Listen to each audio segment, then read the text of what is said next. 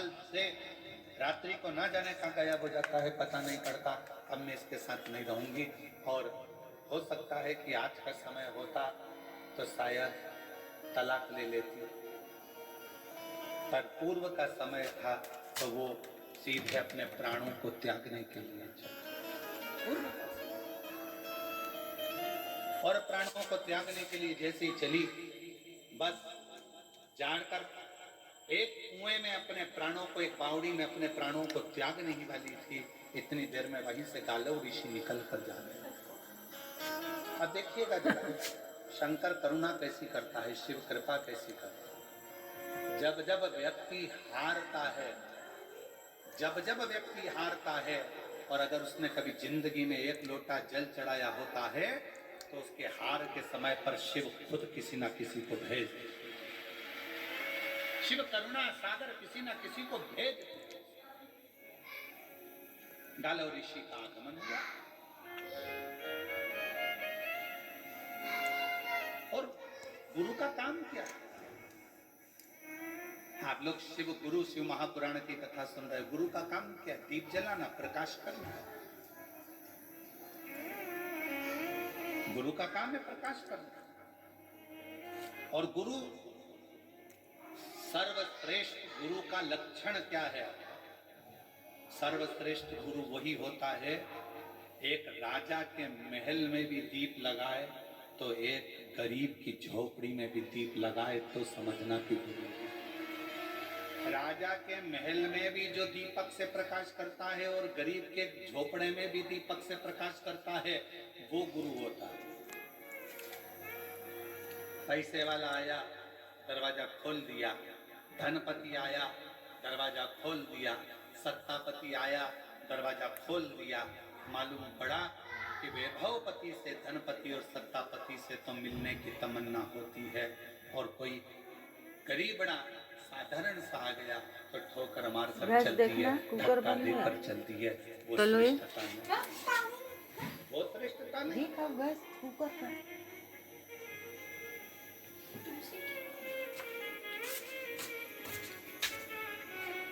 एक साधारण भी आए तो उसका सम्मान, और एक राजा भी आए तो उसका सम्मान, एक धनपति भी आए तो उसका सम्मान, और एक गरीबड़ा भी आए तो उसका सम्मान, उसके अपमान।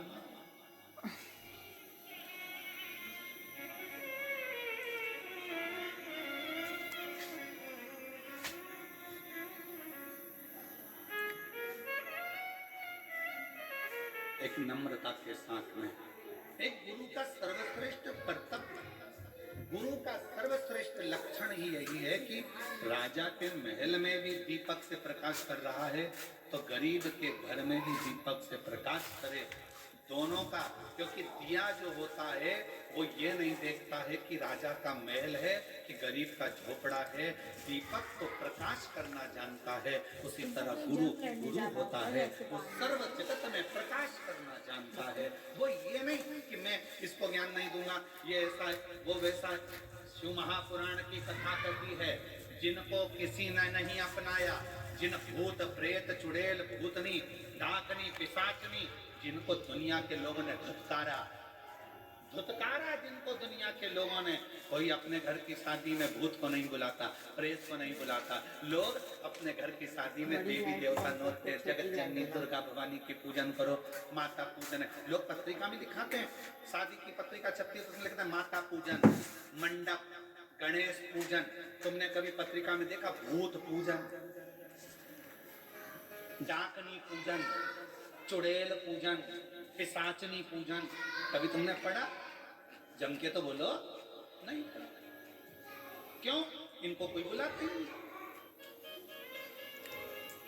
अभी इनको कोई नहीं बुलाता तो भगवान शंकर ने विचार करा, जिनको कोई नहीं बुलाता उनको मैं बुलाऊं, मैं जिनको कोई नहीं पूछता उनको मैं पूछूं।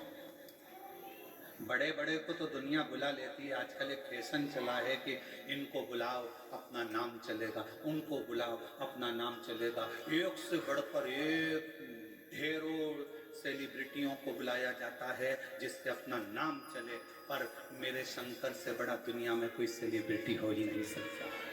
मेरे कौन? तो महापुराण की कथा कहती है भगवान शंकर तैयार हुए, दूल्हा बने, और उन्होंने सबसे पहला काम भगवान ब्रह्मा और विष्णु से कहा, तुम्हारे बारातियों को आगे ले जाओ, मना नहीं है, पर मेरे बाराती अब आएंगे, तुम घबरा जाओगे। डमरू खड़का कर उनने बुलाया, डाकनी पिशाचनी चुड़ैल भूत भयंकर।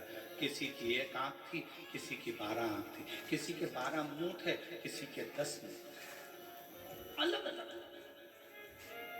पांव की तो पूछो ही मती, किसी के हजारों और किसी का एक भी नहीं। और जिसका एक भी पांव नहीं था उसको एक जगह बिठा देते थे और दूसरा भूत आकर उसमें लात मारता था तो वो देवताओं में जाकर भरा जाता था।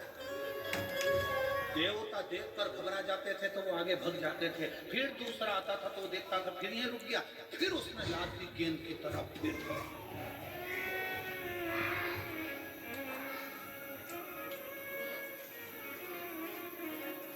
एक जगह पर भगवान शंकर का नंदी पहुंच गया और वो जो बिना पांव वाला भूत था वो बैठा था।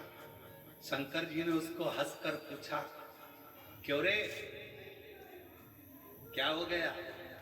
वो भूत बोला, बहुत देर से लोग मुझे लाती लात मार रहे, बहुत, कुछ कृपा करो ना प्रभु, अभी पीछे से और आ रहे होंगे, फिर लात देंगे करके।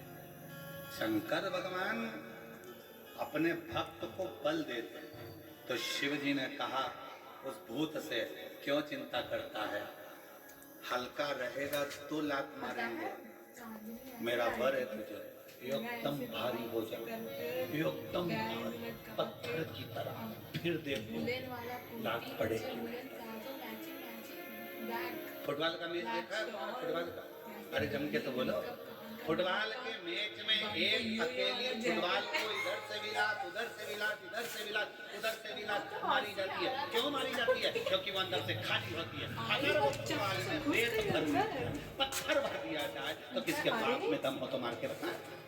को जानने में शुद्ध कर रही है, नई ढंग से बात हुआ है कि नहीं है तो लात पड़ रही है, भरा गई तो किसी में दम नहीं कि लात मार दे। शंकर भगवान हमेशा बल देते हैं। शिव जी ने कहा चिंता मत कर, अब कोई लात मारे तो उससे पहले मेरा नाम लेके कल्ला जीवड़ा कर कठोर कर पेट जाना, फिर लात नहीं पड़ेगी। तो कहा प्रभु फिर मैं आपकी बारात में चलूंगा कैसे? शिव जी कहते हैं जब इतना बल अंदर से आ जाएगा कि तू पत्थर की तरह हो जाएगा तो अपने बल पर हाथ से चल कर आएगा, चिंता मत कर, चलेगा।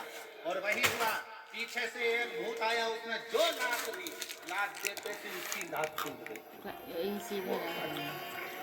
उसने सोच लिया अब अपने हाथ किस काम का आएंगे। उसने पाँव की जगह हाथ से चलता चलता भगवान शिव की बारात में पहुंचा है, क्योंकि शिव बल प्रदान करते। सबसे बड़ा बल देने वाला एक ही है, वो महाबलेश्वर देवाधिदेव महादेव। शिव जी का एक नाम महाबलेश्वर है क्योंकि वो बल प्रदान करता है। भगवान शंकर अविरल बल देते हैं, इसलिए उनका नाम महाबलेश्वर जी का। हाथ के बल पर ऐड आ गया। कई लोग बहुत रोते हैं, अब हमारा क्या होगा रे भगवान, अब हमारा क्या होगा रे भगवान। भगवान कहता है क्यों चिंता करते हैं, जगत पर विश्वास कर कर देखा था, उसने धोखा दिया, जगत के लोगों ने ठोकर दी, अब खुद पर विश्वास कर, खुद को मजबूत कर, किसी की सामर्थ्य का नहीं कि कोई तुझे ठोकर लगा, खुद की। अपने आप को बुलंद करिए, दूसरे की चमक से कभी मत चमको, अपनी चमक बरकरार रखो, दूसरे की चमक से नहीं, अपनी चमक बरकरार रखो। विचार करा कि मेरे प्राण छोड़ जाए। कौशिक राजा की धर्मपत्नी मरने के लिए, प्राण छोड़ने के लिए बावड़ी पर कुएं पर पहुंच गई। सामने से गालव ऋषि ने रोक दिया, क्या कर रही हो, कौन हो तुम? मैं कौशिक राजा की पत्नी। क्यों हुआ, क्या हुआ? महाराज 35 साल हो गए मेरी शादी को, पर मेरा पति दिन में तो दिखता है पर रात में नजर नहीं आता। ना जाने कहाँ चले जाता है, दिखता भी नहीं है, ओझल हो जाता है, समझ नहीं आता क्या करूं। इतने में गालव ऋषि ने उस बेटी का सांत्वना देकर कहा, चल तू मेरे आश्रम में चल, मैं तुझे एक उपदेश देता हूँ। आश्रम में ले गए, उसको फल दिया, खाने को बिठा दिया और कहा, क्यों चिंता करती है, क्या बात है। उसने कहा, बात केवल इतनी है, मेरी शादी को 35 साल हो गए, मेरा पति दिन में तो दिखता है पर रात में नजर नहीं। इतनी सी बात। हाँ, क्या नाम है तेरे पति का? राजा कौशिक मेरा पति। राजा कौशिक, वो तो बड़ा विद्वान है, बड़ा विद्वान है। हाँ, भक्त भी है। हाँ, उसके साथ ऐसा होता है। हाँ, तब गालव ऋषि ने शिव जी की आराधना कर कर और मानसिक शिव की पूजन कर कर शंकर भगवान से पूछा, बाबा आप बताओ कि ये क्या हो रहा। शिव की आज्ञा हुई, ध्यान लगा कर देखा तो गालव ऋषि ने कौशिक राजा की पत्नी से कहा, तेरा पति पूर्व समय में राजा विदुरथ का बेटा था। एक राजा हुए हैं विदुरथ, उनका पुत्र पूर्व समय में तेरा पति राजा कौशिक पूर्व समय में राजा विदुरथ का बेटा था।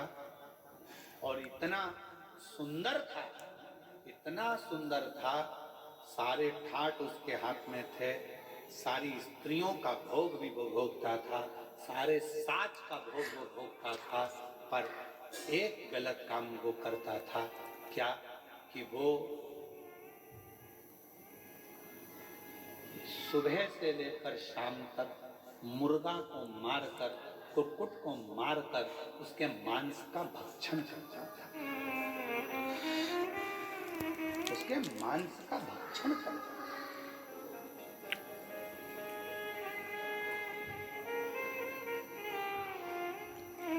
सारे कुक्कुट मारे जाने लगे,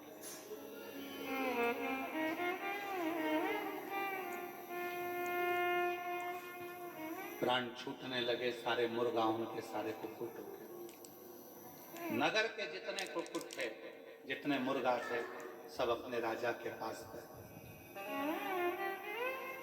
राजा का नाम था, मुर्गाओं का, कुक्कुट का जो राजा होता है उसका नाम होता है ताम्रचूर्ण। क्या नाम है?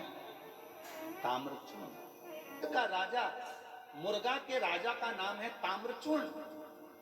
ताम्रचूर्ण राजा के पास में गए, महाराज वो विदुरथ राजा का बेटा हमको मार मार कर खाता जा रहा है और हम सब कष्ट में हैं, कुछ करिए। ताम्रचूर्ण नाम का जो राजा था, मुर्गों का, जो कुक्कुटों का राजा था, वो भगवान का विरल भक्त था। भक्त अभी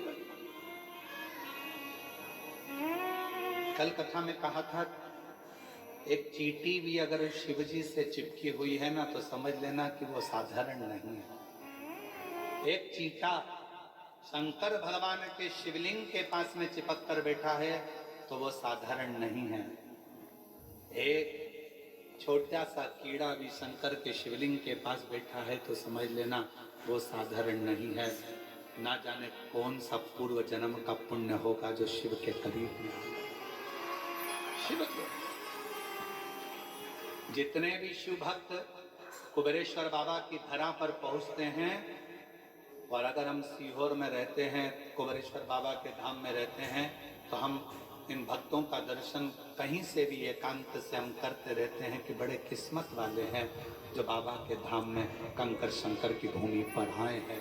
ये शिव के कोई पिछले जन्म के अच्छे कर्म मुझे बाबा तेरा, कोई पिछले जन्म के अच्छे कर्म मुझे बाबा तेरा साथ। जहाँ सारी दुनिया झुकती है, जहाँ सारी दुनिया झुकती है, मुझे वो आली दरबार मिला। दरबार